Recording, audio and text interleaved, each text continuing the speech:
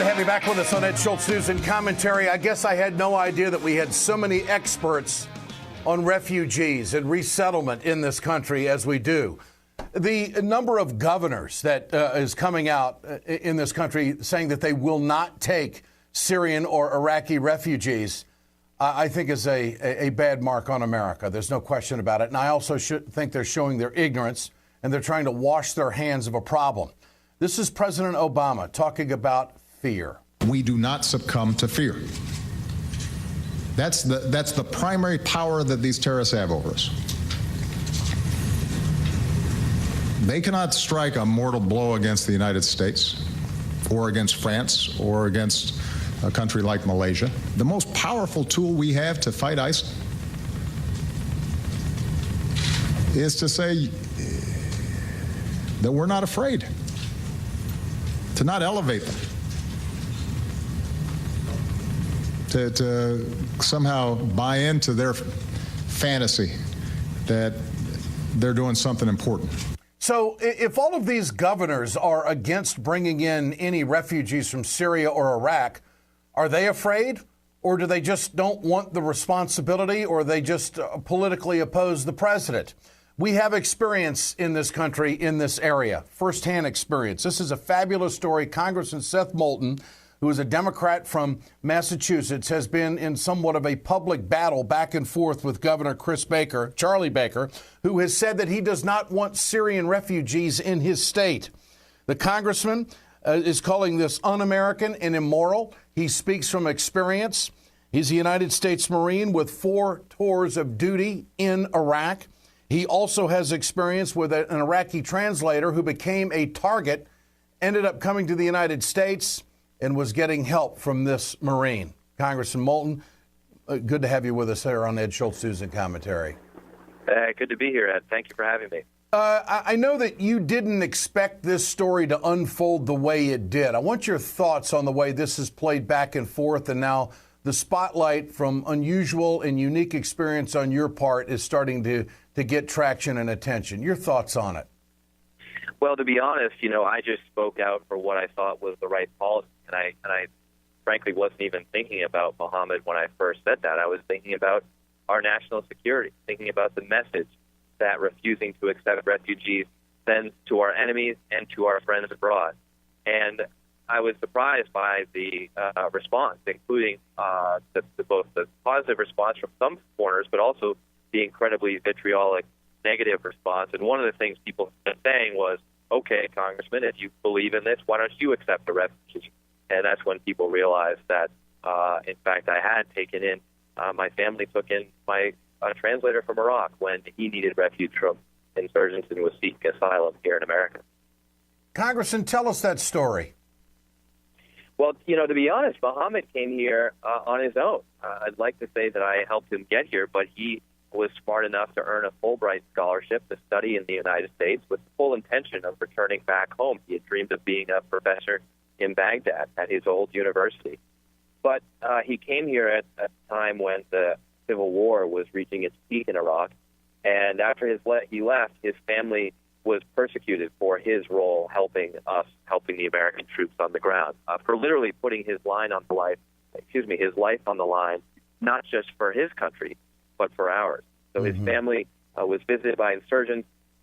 They received death threats. They actually had to leave their home and change cities. And so Mohammed was here in America realizing that it would be a death sentence for him to go back to Iraq. And so he sought asylum. And when you seek asylum, you can't work. So for over the entire year plus that it took for his asylum application to be approved, he lived with my family home in Massachusetts. Congressman Seth Moulton with us here on Ed Schultz News and Commentary. Did 4 tours of duty in Iraq, and once a Marine, always a Marine. He's got very unique experience and insight on all of this.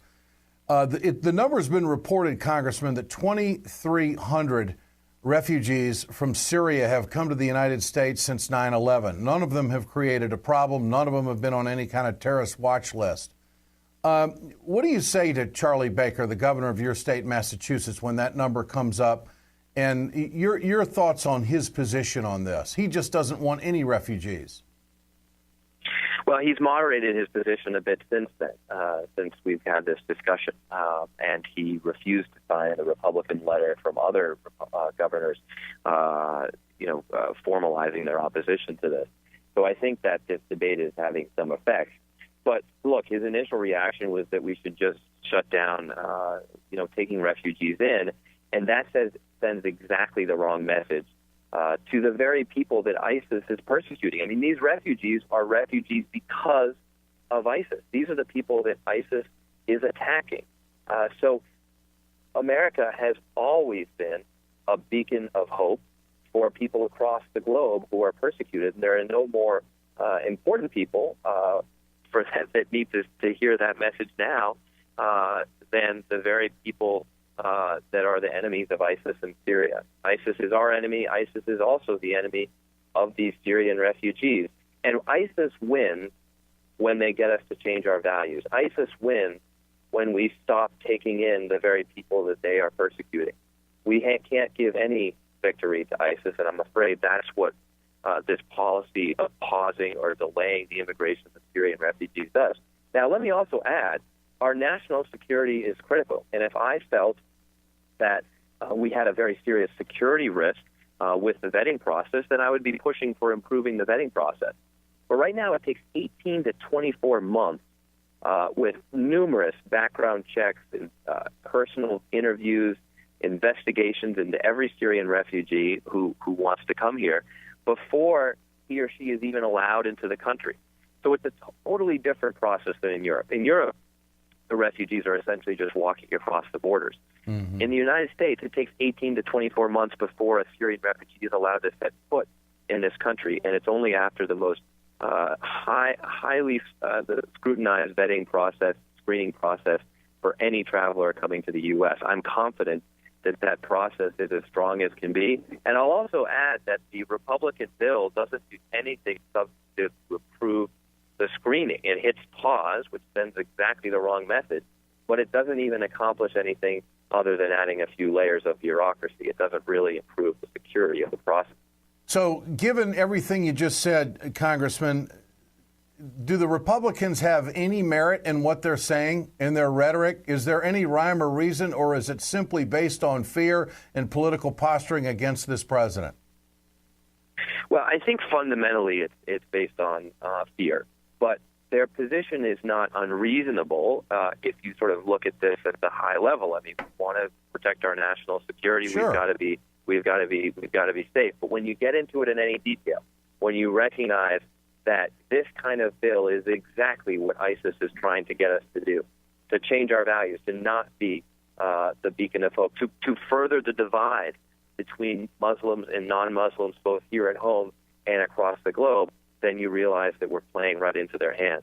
And I think it's also important to point out that ISIS is really using a different and new strategy compared to most traditional terrorist organizations. You know, Al-Qaeda, when they wanted to attack us on 9/11, they had the Saudis who they sent into America well in advance, and they had the sleeper cells, and they were training and everything else. ISIS does most of its recruitment over the Internet.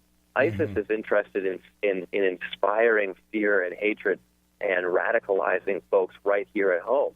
Mm-hmm. So, if they were even using refugee channels to send folks over to America, then this would be of greater concern. But that doesn't seem to be the strategy that they're using. If they have a choice between radicalizing someone already in America, someone like the Boston Marathon bombers who came here as children, and were only radicalized as young adults, why would they choose to try to send someone through the strictest screening process for any traveler to the United States that takes almost 2 years when they could simply radicalize someone over the Internet right here at home?